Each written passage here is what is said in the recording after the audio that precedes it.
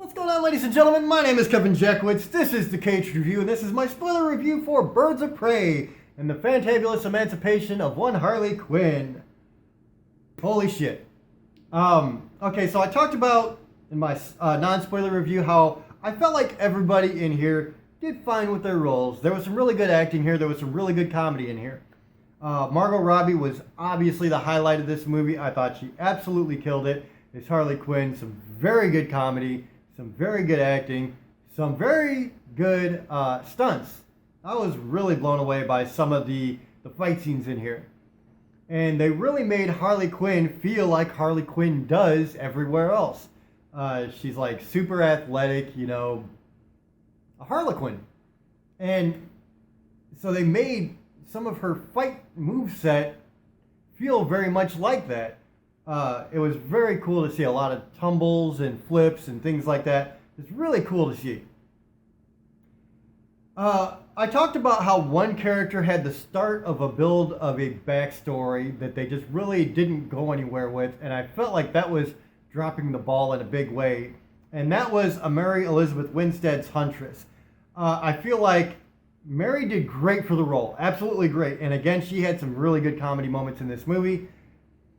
But you find out that, you know, her family has been executed and now she has been trained to be this assassin. And I was actually watching another reviewer talk about how it really reminded him of the Punisher. Like, it's like a female equivalent to the Punisher. And I was like, damn, dude, you know what? You said it best. That's exactly what it is. And they really missed an opportunity there for that. And so I really... I wish they would have went deeper, but also there are a couple of characters who really don't get anything. Journey Smollett-Bell is Black Canary. I love Black Canary in the comics. I've got a bunch of DC comics with her. And really they didn't go anywhere with it. Like, she was a singer for Black Mask. He found out she could fight, so she became his driver, which makes sense, I guess. I don't know, dude. Like, they just went nowhere with any kind of story for her. Much the same with Rosie Perez and Renee Montoya. She is a cop who is building a case against Black Mask, but you don't know why. You get no backstory. There's nothing there. There's no tangible story. Like, it just doesn't make sense. Black Mask himself is a complete asshole. And that's it. That is his character. And Ewan McGregor, he really went into the role. I thought he acted it out fine, but what he was given didn't work.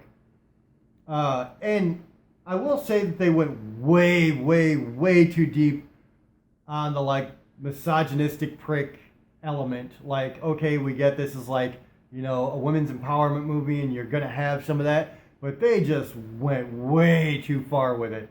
It's like, you know, just mind-numbingly obvious. And yeah, dude, I didn't like that. Working for Black Mask is Victor Zsasz, and I fucking hated what they did with Victor Zsasz in here. Chris Messina was fine, but Victor Zsasz is this really clinically insane, you know, mass murderer, and he's out there. This guy was just weird. I don't know, man. I wasn't a fan. So, I was really disappointed in the lack of what they did here. This was built to be a fun ride, to have a lot of comedy, to have a lot of really great action scenes, and that's it. And so the whole premise of this is Cassandra Cain, played by Ella J. Basco, steals a diamond from Roman Sionis, who is Black Mask, and so Black Mask wants the diamond back. That is the story. Harley Quinn, she breaks up with the Joker, so everybody wants to kill her now, including Black Mask. Well, a bunch of Black Mask goons, they catch her, they bring her to Black Mask. She says, look, I know this place better than anybody, let me get you the diamond back. So he gives her more time to go help him try to find this diamond. And that's kind of where we're at.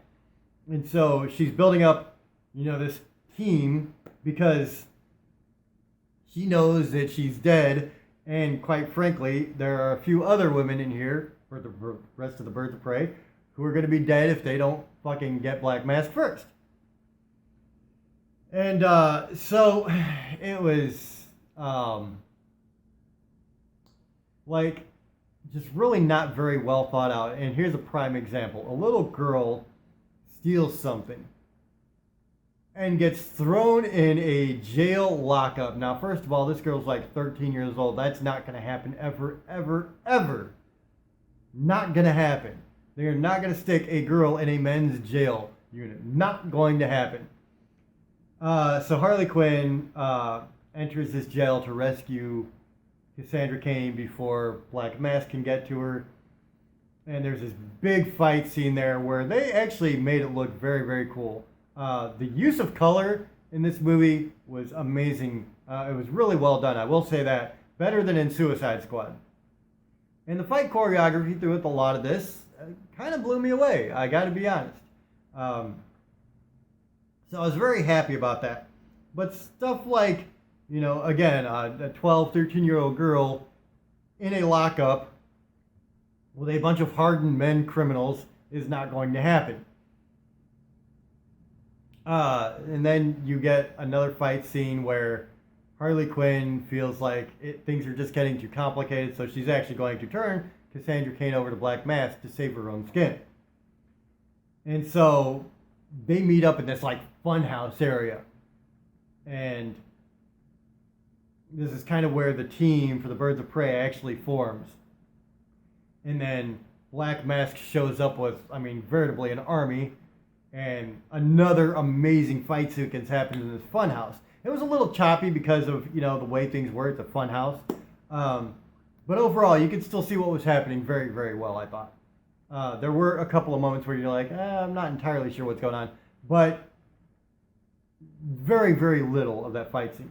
And it was pretty long. It was a pretty extended fight scene in the funhouse, which really looked cool. There was some really cool stunts there. And so it all leads to the final showdown where you see in the trailer, you know, Harley Quinn. She's got her roller skates on. She's jumping into the car and beating these guys up in the car. Well, she's trying to get to Black Mask, who officially has Cassandra Cain. They wound up catching her in the funhouse. And so she's chasing after him, trying to get him. And being that Cassandra Cain is such a great thief, the way they kind of ended it was Cassandra Cain pulled out a couple of grenades from this chest in the funhouse that Harley Quinn had. And so she pulls the pin, Harley Quinn kicks him off the pier, and then he explodes into a bunch of pieces. That was pretty cool, actually. And that was your story. That was your introduction to all these characters. You really had no introduction for a lot of these characters, which really drove me nuts. They could do a lot with Huntress. I thought that was, like I said, a very big missed opportunity there. So while everybody's acting was good, the stunts were great, the color palette was good. I mean, you could see all the action that was going on. You had a very one-note villain with really no explanation for why he really wanted to do anything that he was doing. And a lot of characters were like that, and you had a very basic plot line. And so I really felt like this was not as good as it could have been by a mile. They really should have dug a little bit deeper with introducing these characters. It was just kind of disappointing. All the women in here, though, really look like they could kick major ass. Black Canary, her fight scenes throughout this movie were great. Really impressive. So, that's it, man. That is my review for Birds of Prey. I gave it a 6.5 out of 10. And I almost think that I should make it a 6 out of 10.